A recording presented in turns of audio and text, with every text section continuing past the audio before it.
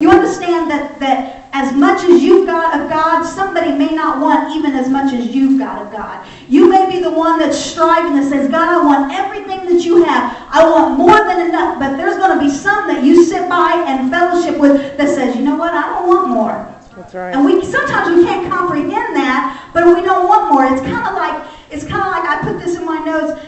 When you go to an ice cream shop, like Maggie Moo's, that's one of my favorites. or what's the Stone Cold place? That's good too. Cold Stone, there you go. Cold Stone. You get these little spoons, right? And they're little pink spoons, and the spoon, I don't even know why they call it a spoon, because there's no spoon to it. It's just a stick. And you can go up and you can say, that looks good. Can I try that? And they'll pull out this little thing that's a little bit thicker than a toothpick. Here you go. And you'll be like, that's good. Can I try this over here? They'll get you another little pink spoon. How many's ever tried that before? Yeah. And you can go through and you can try as much as you want, but you only get this much. Right. But if you want a double scoop, it's going to cost you something. Right. You got to lay something down, about $12. Right.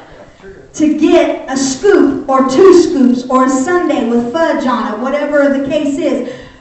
And we take that and we apply it to our spirit. See, a lot of us in the spirit and our friends and our family, they want to taste.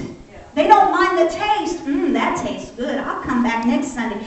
That tastes good. But if you want more of it, or if you want as much as somebody else has, you're going to have to lay something down in order to achieve it. And so Elisha says, I want what I see Elijah has. Now you understand that they're with a bunch of prophets. We don't hear much about him, but Elijah ran and orchestrated and built up a school of prophets that had at least 50 of them in it, but it was only one man that says, I'm willing to follow.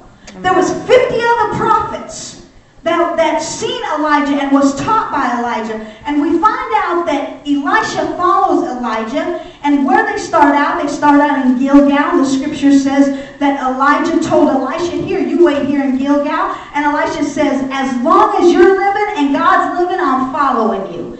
And so the next place that they go to is Bethel, and the same conversation happens. And Elijah tries to get him to stay there. Man, how great would it be if a pastor could say, go ahead and sit down, and the congregation says, as long as there's worship, I'm going to stand and worship as long as there's God. Right. How great would it be when we had to tell people to stop? And they say, no, I'm going to follow you, Elijah, as wherever you go.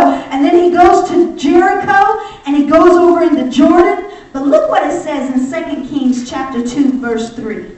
Let me show you and prove to you that there was more prophets. This is in the town of Bethel.